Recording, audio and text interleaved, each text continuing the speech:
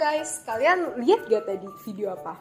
Kalian tahu gak sih video apa yang tadi kita tampilin? Coba yuk kita tanya ke teman-teman kita tentang video tadi. Let's go! Kalian tahu itu video apa? Tahu kok itu video apa? Tahu? Iya tahu. Tahu penjuru bahasan kan? Betul. Terus, apa pendapat kalian tentang profesi itu? Apa ya? Agak bikin deg-degan sih. Menarik sih. Kayaknya asik. Kalau penjuru bahasan lebih detail dalam konteks lintas budaya, kalian tahu? Nggak tahu. Apa ya? Kurang tahu sih. Wah, ternyata pada banyak yang nggak tahu nih. Kalau gitu coba kita simak yuk pendapat-pendapat narasumber berikut tentang penjuru bahasan konteks lintas budaya.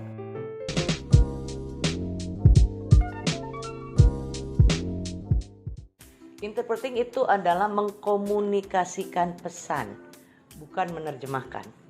Tapi mengkomunikasikan pesan secara lisan kepada pendengar dengan cara yang mudah dipahami oleh pendengar dan dengan bahasa yang lazim digunakan di dalam bahasa pendengar. Biasanya kalau misalnya kita berbicara tentang komunikasi dan interpretasi itu, menurut aku yang paling penting dalam komunikasi itu adalah lawan bicara kita itu mengerti. Jadi kalau misalnya kalian fokus ke pendidikan, mungkin ada beberapa tata bahasa yang harus kalian perhatikan. Tetapi kalau dalam kehidupan sehari-hari, ketika kita berbicara tentang komunikasi dan interpretasi, biasanya bagaimana menyampaikan sebuah pesan itu agar bisa diterima dengan jelas dengan pihak yang lain, sehingga perpindahan komunikasi yang ada itu terjadi dengan benar gitu.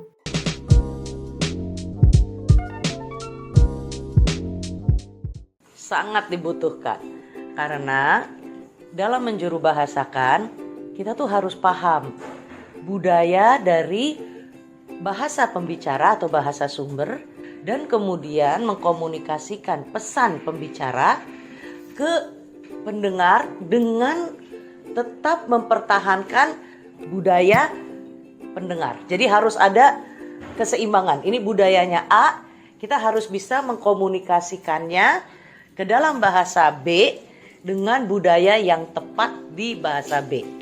Beberapa negara itu mempunyai pasti culture-nya berbeda, sehingga pemahaman mereka tentang gaya tubuh aja udah bisa dianggap berbeda gitu. Makanya kita perlu memahami kedua culture. Contohnya kalau misalnya di luar negeri itu pegang kepala itu biasa gitu, justru sebuah penyemangat. Nah, sedangkan kalau di Indonesia disebutnya kurang ajar. Nah, begitu pula dengan penggunaan bahasa.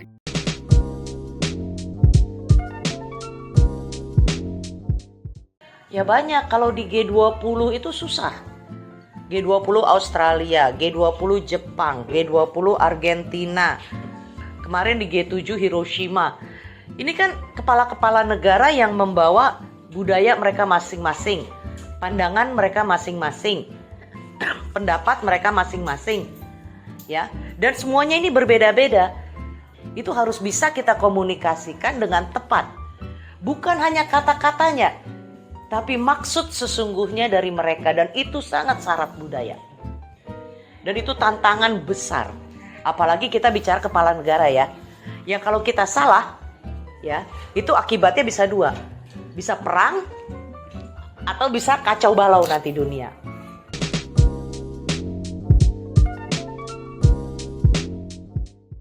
Ya, tantangan terbesar adalah memahami budaya pembicara dan budaya pendengar.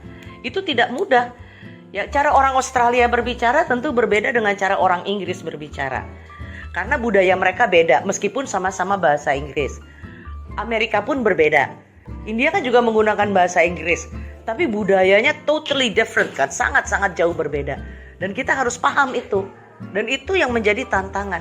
Tantangannya adalah ya, terkadang kita nggak tahu benar budaya mereka gitu. Karena terkadang aku interpretasi itu beberapa karena ini konteksnya bukan pendidikan banget gitu, jadi tidak terlalu formal, bahkan terkadang dalam obrolan biasa, dan mereka itu suka pakai kata-kata slang mereka gitu, dan itu terkadang agak susah diikutin karena contohnya di Amerika itu ada beberapa states, 52 atau 53 states gitu, dan setiap states itu mempunyai slang tersendiri gitu.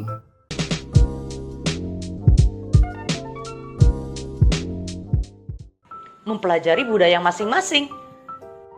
Setiap kita melakukan penjuru bahasaan, kita harus tahu dulu ini yang berbicara siapa. Seperti kalau saya kemarin, contoh paling gampang itu adalah di G7 di Hiroshima, Jepang. Jepang itu mempunyai budaya yang sangat berbeda. Kita harus paham dulu nih, orang Jepang akan memanggil misalnya presiden lain dengan nama atau ada istilah lain yang akan mereka gunakan. Lebih ke research sih.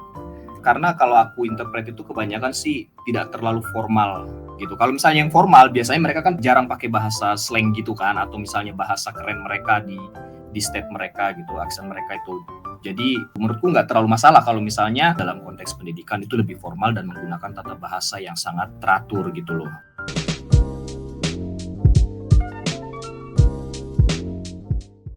Skill yang pertama, berbicara di hadapan publik. Ya, itu penting karena kita berbicara untuk publik. Ya, meskipun publik di sini adalah audiens yang terbatas. Kedua adalah kemahiran kita dalam menggunakan dua bahasa kerja, yaitu kalau seperti saya bahasa Indonesia dan bahasa Inggris. Kita harus benar-benar mahir dalam dua bahasa ini dan bisa berbicara secara aktif ya, dan komprehensif dan akurat. Kita juga harus memiliki kemahiran untuk memahami budaya dari pembicara dan juga budaya pendengar. Jangan sampai kita salah nanti menangkap maksud dari si pembicara. Karena kita bukan menerjemahkan kata, kita menyampaikan pesan. Dan pesan itu adalah maksud dari pembicara. Kalau misalnya kalian suka nonton yang kayak Sheldon, Friends, ya dari percakapan mereka itu bisa kita belajar gitu. Kemudian research lagi untuk ungkapan-ungkapan atau misalnya kalau ungkapan-ungkapan boleh dipelajari lagi, di research lagi. Seperti yang sudah kita simak dari penjelasan para narasumber tadi, kita menjadi tahu apa itu interpreting, apakah lintas budaya penting dalam interpreting, tantangan, cara mengatasi tantangan, dan skill apa saja yang dibutuhkan untuk menjadi seorang interpreter. Maka dari itu, kita dapat membuat kesimpulan, ternyata masih banyak ya orang yang sebenarnya belum tahu apa itu penjuru bahasaan. Dan masih banyak juga orang yang menyangka penjuru bahasaan ini sama dengan penerjemahan loh. Jadi setelah menonton video ini, kita semua menjadi tahu ya, ternyata penjuru bahasaan bukan menerjemahkan, tapi mengkomunikasikan pesan secara lisan kepada pendengar dengan cara yang mudah dipahami oleh pendengar.